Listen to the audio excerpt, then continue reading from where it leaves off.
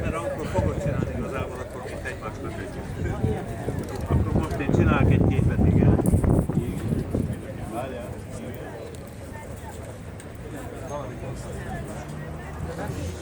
Jó, köszönöm.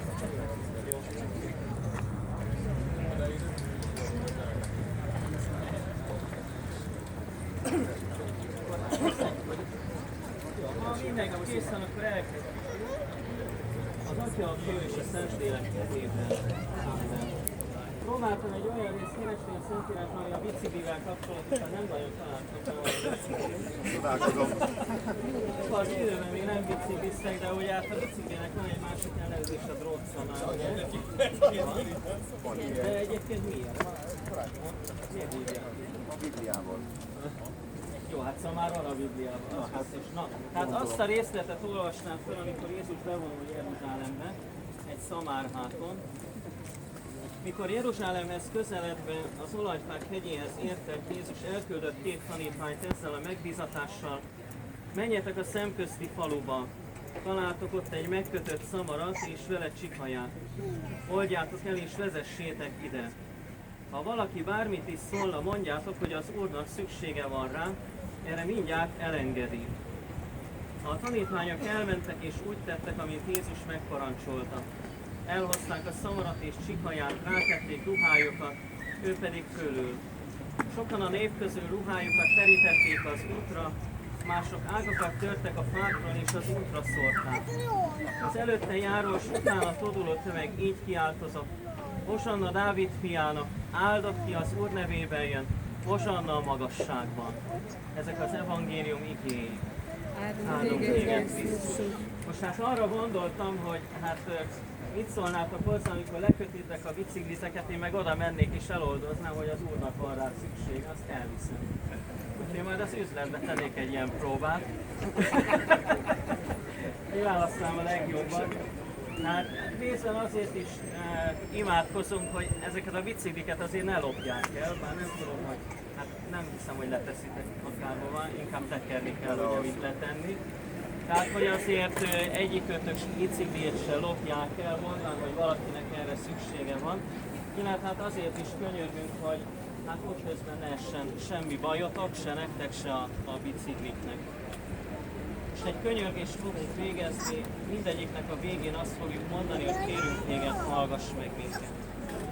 Testvéreim, forduljunk Jézus Krisztushoz, aki az út, az igazság és az élet, hogy az utazók védőszentjének, Szent Kristófnak közbenjárására őrizzen meg minket.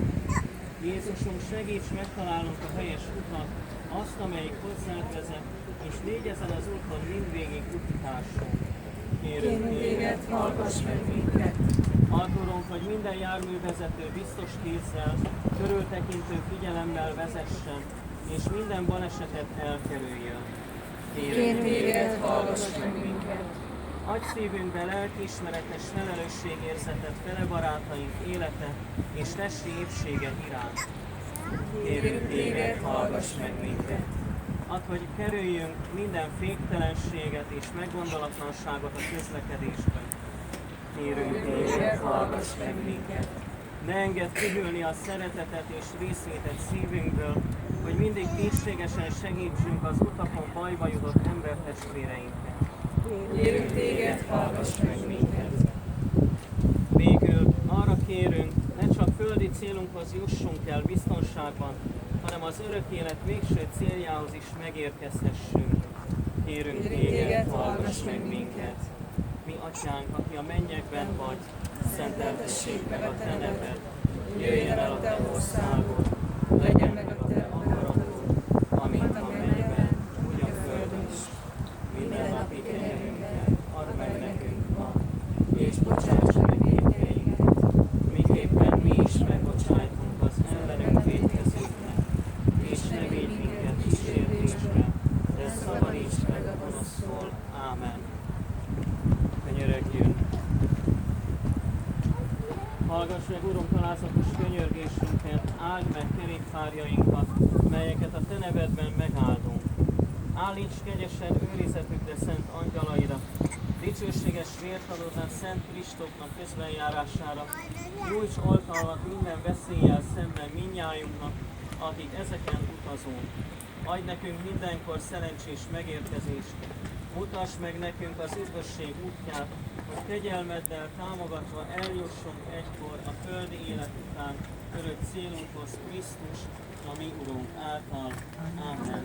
És Szent Kristóf közbenjárására áldja meg ezeket a bicikliket, és a rajta utazókat a mindenható Isten, az Atya, a Fiú és a Szent Lélek. Amen. Ez az áldás persze hát nem mentesít ugye a trafikpaxoktól, ugye, azt sajnos nem tudjuk kikapcsolni ezzel, meg a féktelenséget, de hát jó utat mindenkinek, és akkor ezzel megnyitnánk a 2016-os kerékpárszezon, vagy kerékpáros évet. Jó utat és jó sportot!